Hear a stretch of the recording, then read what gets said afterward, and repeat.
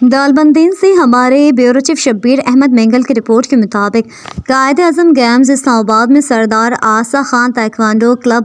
دالبندین کے ایک کھلاڑی سدیس خان کمبرزئی نے بہترین کھیل کا مظاہرہ کر کے سلور میڈل حاصل کیا۔ شاندار کارکردگی پر بابائے چاغی پینل کے سرکردہ رہنما سابق ڈسٹرکٹ چاغی چیئرمین میر داؤد خان نوتیزئی نے سردار آصا خان تائیکوانڈو کلب کے کھلاڑی سدیس خان کمبرزئی کے لیے نقد 50,000 روپے دینے کا اعلان کیا اور نقد رقم سابق ڈسٹرکٹ چیئرمین میر داؤد خان نوتیزئی کے نمائندہ سردار شوکت نوتیزئی نے سدیس خان کمبرزئی کے حوالے کیا۔